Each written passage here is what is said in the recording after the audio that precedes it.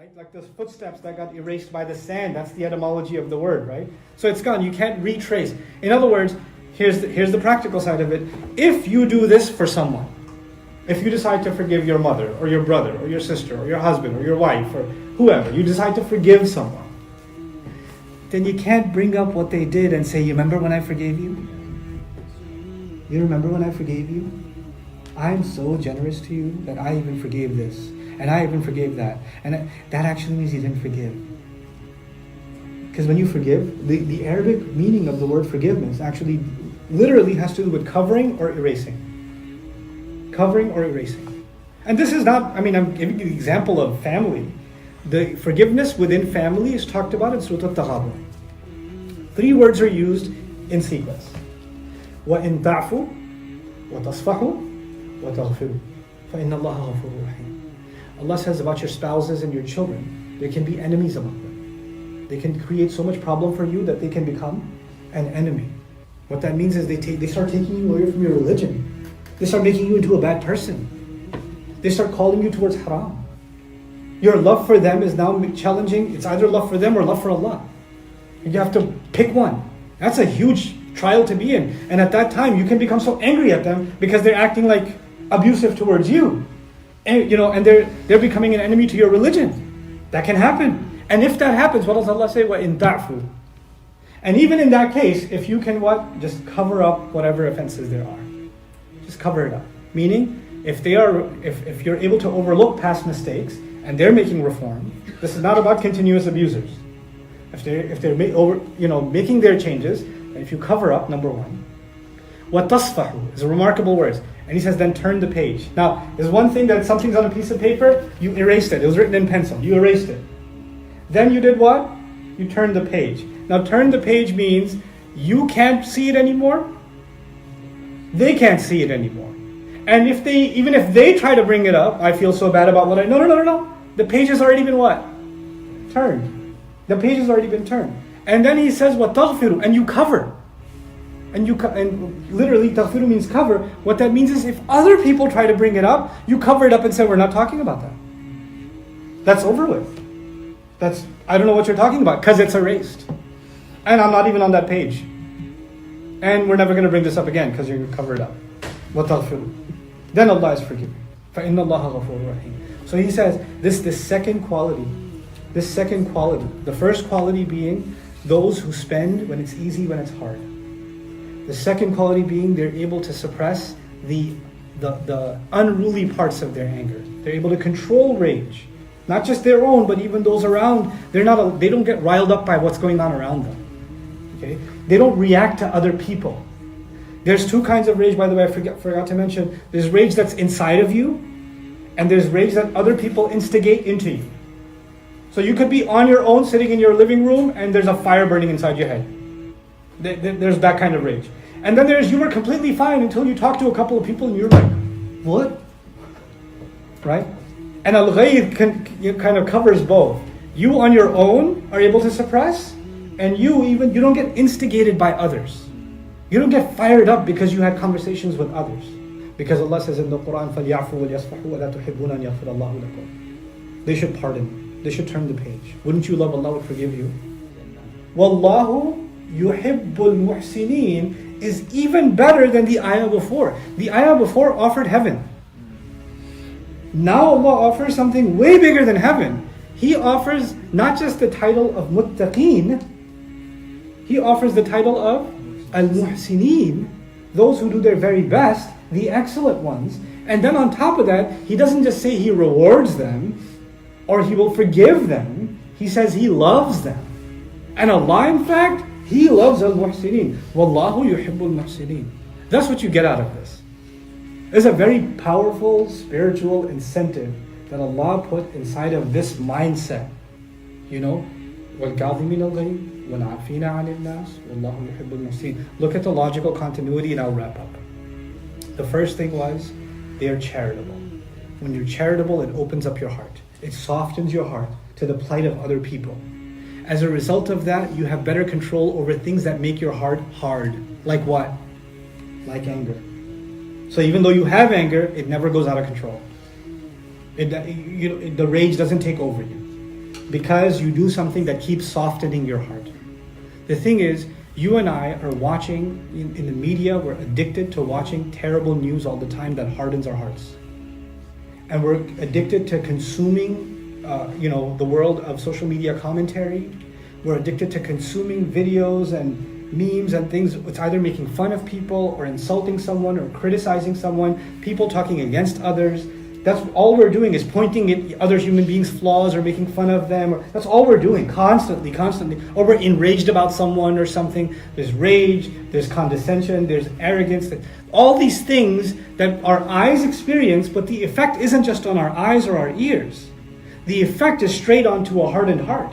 And that hardened heart is less and less charitable, and it's less and less capable of forgiving. Less and less capable of suppressing anger. By the way, if someone is not able to control their anger, the third one is impossible, isn't it?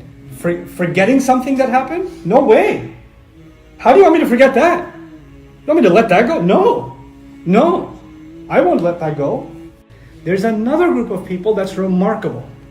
They're remarkable for another reason. And that reason is they're able to suppress and swallow their rage. They're able to swallow rage. وَالْكَاظِمِينَ الْغَيْظَ. And this phrase, in the context of the seerah, you have to understand, the first example of that, according to Imam Razi, is the Prophet himself, sallallahu alaihi wasallam. He's extremely infuriated, angry, frustrated, hurt, saddened by what happened to the Sahaba. Not just what happened to him, more importantly, what happened to Hamza radiallahu anhu. And the words that came out of his mouth I discussed with you before, the kind of frustration that he experienced on the day of Uhud, sallallahu alaihi wasallam. Allah says the first quality, they're able to suppress the anger. They're able to swallow that anger. And that the first demonstration of that was the Prophet himself, sallallahu alaihi wasallam. The second part of this is, we did suffer terrible loss. And it was a result of some archers that left their position. Now everybody else who suffered loss or whose family member got killed, like you come home with not the news of victory, but you come home with the corpse of the father, the brother, the husband, the son, right? And what happened? How did this happen? Well, the archers left their position. Who? My neighbor? He's one of the archers? How are you going to look at that neighbor now? Every time you look at him, you're the reason my uncle's dead. You're the reason this happened. Every time you see the Prophet ﷺ's injured face, you're sitting in the khutbah and you're listening to the Prophet ﷺ and you're looking at this guy like you. And those people are just sinking in their spots. You understand? Because it's a very difficult position to be, those archers, after this has happened. You understand? And so there's an anger and a rage. And people are discussing it, right? After the war happens, people are discussing what happened. Oh my God, I can't believe these people. And Allah says, in that moment, instead of focusing on your pain, you need to what? Suppress anger. What that means is, not only are they able to suppress their anger, they're able to do so not barely, but they put their foot down and really put a lid on themselves. They're able to have self-control. And what the wording of the ayah suggests is, Allah made human beings capable of controlling their feelings. So you and I, doesn't matter who we are, we don't get to say, I had no control over my emotions. I lost it.